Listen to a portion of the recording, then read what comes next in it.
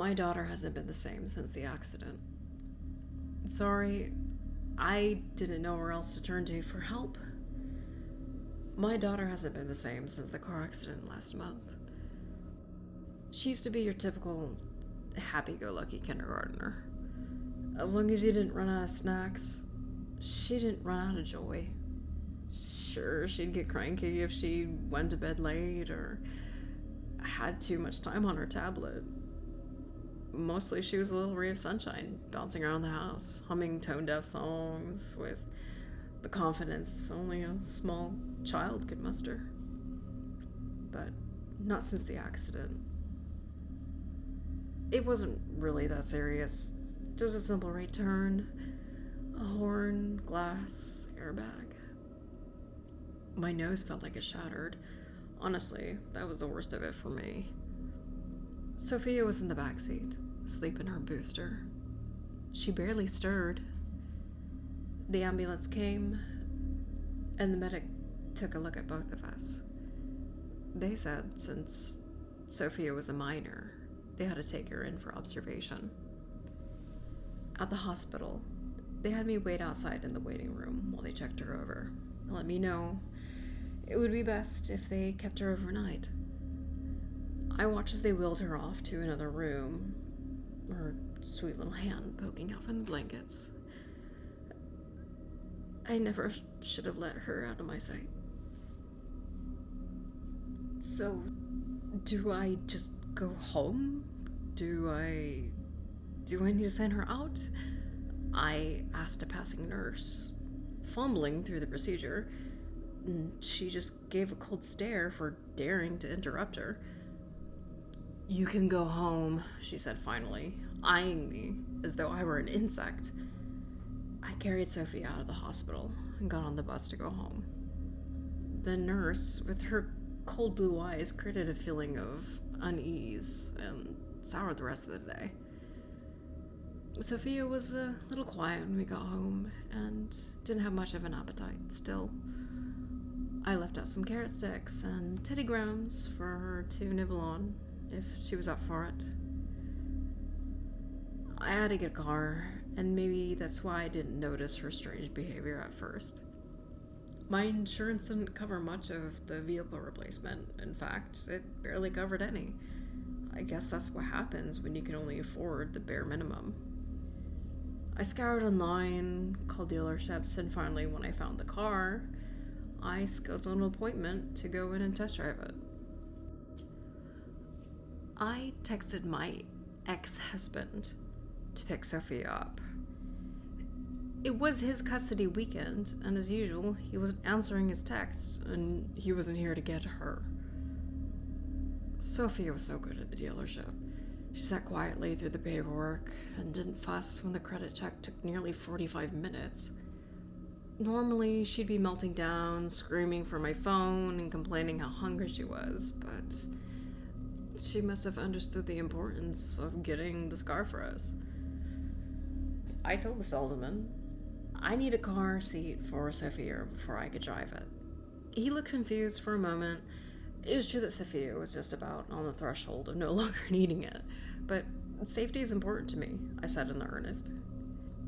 He gave his salesman smile and had one of his assistants purchase a booster seat for Sophia so we can drive the car home. It wasn't pink like she wanted, but she could put stickers on it later if she chose. I strapped her in and sat in the driver's seat. The accident had me nervous. I looked in the rearview mirror at Sophia, and I took a deep breath and exhaled. I twisted the key and started the car. The ride home was quiet. Sophia must have been feeling my fear of driving again. I quickly spoke up. "Would you like some music, honey?" I said, forcing a smile. I had to be right for her. Fear can rub off on your children, making them grow up to be dysfunctional. "I like this car better," she stated, like it was a fact, not a feeling. "Yeah, that's great. Me too. What do you like about it?" I asked cheerily. But that was all she had to say for the rest of the ride. When we got in, I fixed her a sandwich, cut it into triangles the way she likes it. You were so good today, sweetie, I purred as I stroked her cheek. Would you like some Oreos with your sandwich? Finally, a smile. She nodded, relieved.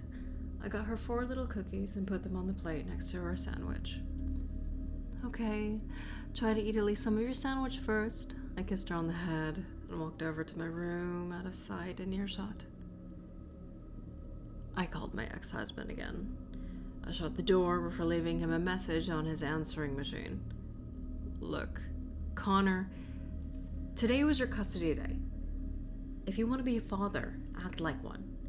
It's fine if you don't want to see me, but Sophia doesn't deserve to be disappointed by you every time.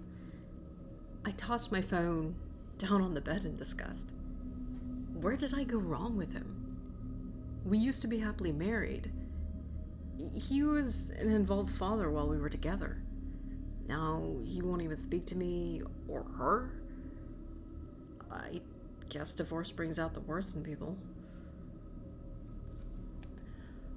I took a deep breath and walked back out to the kitchen area where Sophia was sitting. She lined her Oreos and Teddy Grahams into a perfect, straight line across the table. Now the carrot sticks, 1 by 1, exactly spaced. Hey, let's eat our food instead of playing with it, okay? I went over and started to pick up an Oreo. Or I'm going to eat this. Don't, she replied sharply, her glare bearing into me, her sweet eyes now cold and sharp. Stunned, I didn't even know what to say. It wasn't the normal childish way of yelling at a parent to stop. This was filled with cold, simmering rage. A chill went down my spine. Okay, sweetie, I said, putting the Oreo back down. I was just playing. I wouldn't really eat your cookie. Her only answer was a scowl as she fixed the Oreo back into the line, as though she were more upset about the fact that I disturbed her meticulous order, more than the fact that I was going to eat it. She still hadn't really eaten anything. I would call a doctor in the morning. A wave of guilt washed over me. Maybe the car accident was more traumatizing for her than I realized. We watched her favorite movie together before bed. She just stared at the screen. Normally she laughed and quoted the movie while the characters said their lines and sang along with their songs. Not tonight, though. Tonight was just eerie silence as she stared blankly at the TV. I tucked her into bed and gave her a kiss on the forehead. Ooh, you're cold, I said as I put an extra blanket on her and gave her an Eskimo kiss. I'll just have to snuggle you up, warm as a bug. She just stared at me, unblinking. Unsettled, I sat up on her bedside. Hey, honey, I know you had a long day, and it must have been really scary to be in that little accident. Do you want to talk about it? She continued to stare for a moment. Daddy just can't stand the sight of you. The level of vitriol made my stomach turn as I involuntarily jerked back. What was all I could stammer out? You ruined She everything. hissed at me, her eyes pure hatred. Unable to gain my composure, I stammered those words that weren't very nice before standing up. Good night, Mommy, She said sweetly, my little girl again, holding her hands out for a hug. I gave her a hesitant hug and kissed her on the cheek. Sweet dreams, Cupcake. I want us to practice our kind words, okay? I tucked the blankets up to her chin and left her to dreamland. I turned the thermostat up a couple degrees for Sophia. Connor must have been talking to her.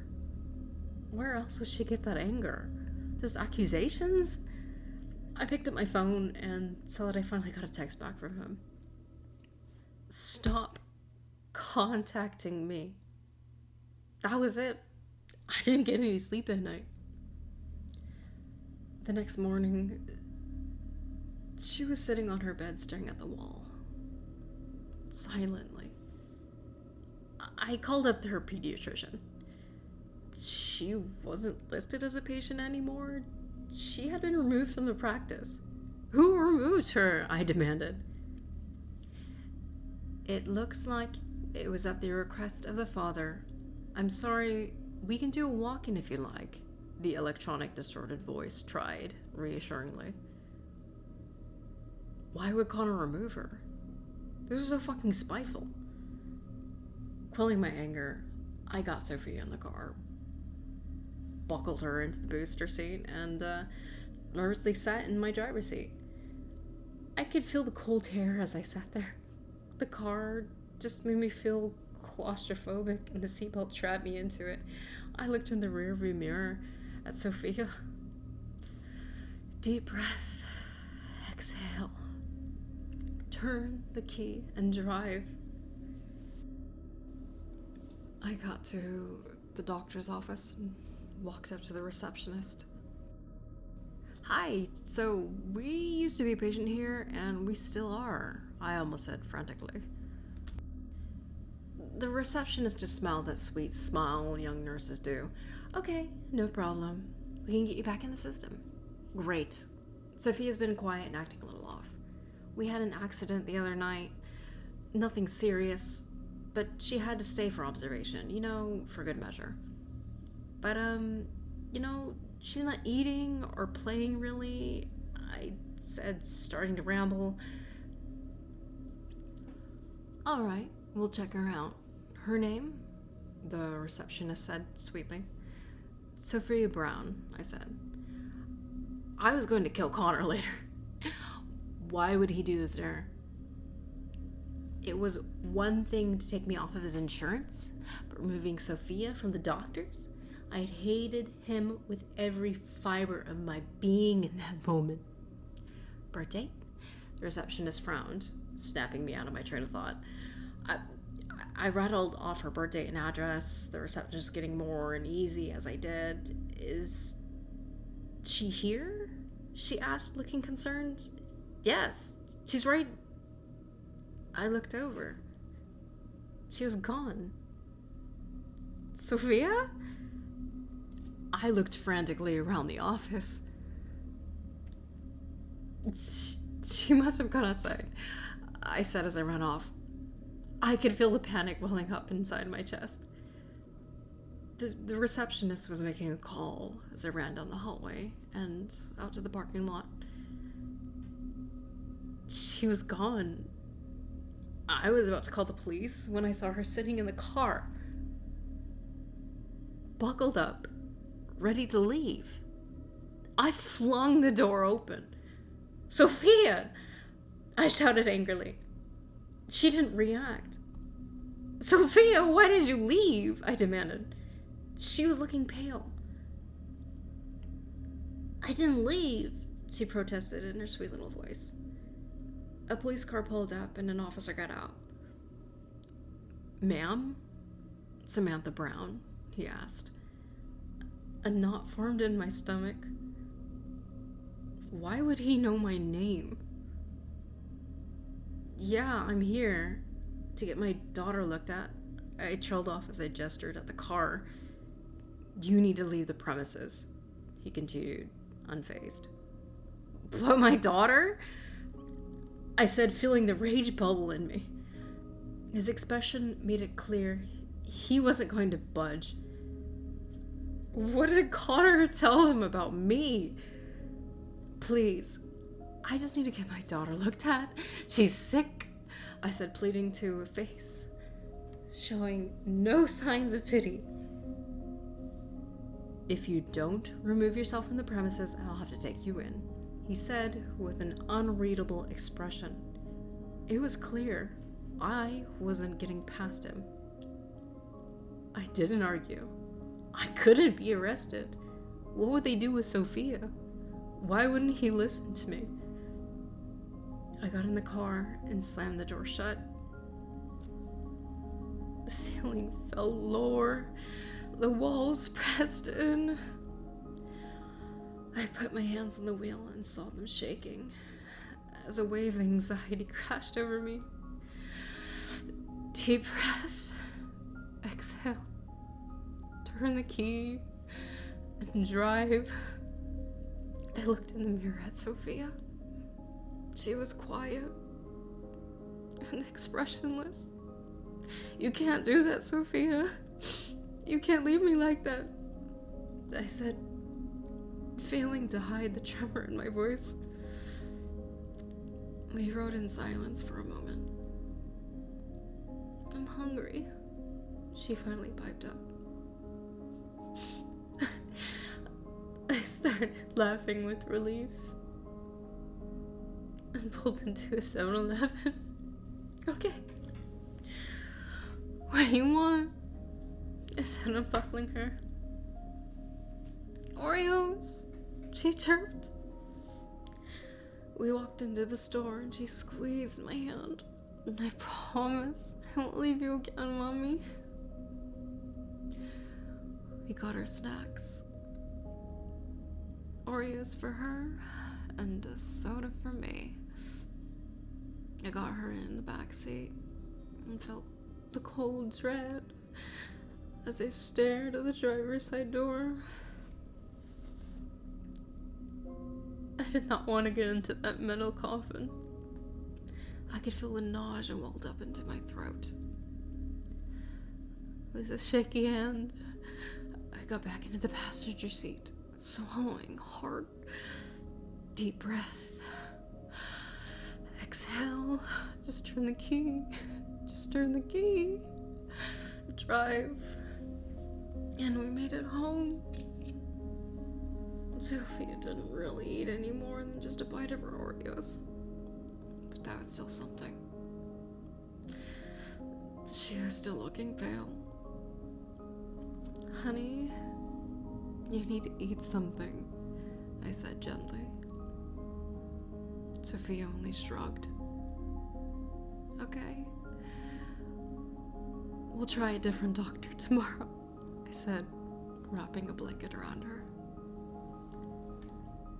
I sent a barrage of angry texts to my ex-husband, demanding to know what he told the police, the doctor. Our girl needed medical attention. He was playing these stupid games of his. I got no response. I didn't expect one. It was much later that night that I got a knock on my door. It was a police officer handing me an envelope. What's this? I asked. Evening, ma'am. I'm here to deliver a restraining order. You are not to contact or be within 200 feet of Connor Brown, he said sternly. A what? I spluttered out. I haven't done anything. The officer handed me the envelope. Do you understand what this means, Miss Brown? I didn't do anything, I screeched, the panic welling up in me. My daughter needs medical attention. My ex-husband is blocking me from her pediatrician. The officer just looked at me coldly. Miss Brown, your daughter passed away 2 years ago. You were the driver. Blood alcohol was above the legal limit. He let the weight of his words settle down around me. You are not allowed within 200 feet of Mr. Brown. I could feel the walls in my house close in around me as my heart slammed into my chest. No. No. He was fucking with me. Sophia's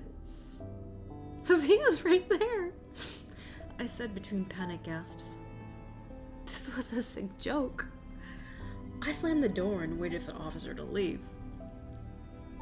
I don't know what Connor told him, but he must have been convincing enough for them to ignore sweet fucking Sophia standing right behind me.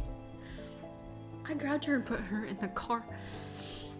We're getting out of here, I told her. Just me and you. I forced myself into the driver's seat, fighting every instinct to just run away from the damn heap of metal. No, we need to leave. If Connor convinced them to put a restraining order on me, what else can he convince them? With shaky hands, I frantically turned the keys. Nothing. They didn't move. That's right. That's right. I picked up the little black box attached to my wheel. Deep breath. Exhale. The box beeped. Blood alcohol 0.00. Turn the key. Drive. I left my house that night. Sophia still isn't eating, and Connor convinced every hospital to turn me away.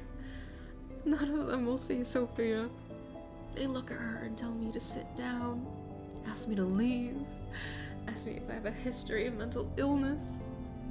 I know what the police reports say. I've read them, but they're wrong. I know what I see. My Sophia is right here. I can feel her in her arms when I hug her. I can hear her when she breathes. I can see her sweet, innocent eyes looking up at me when I hold her hand. Please, someone help me. She's cold again.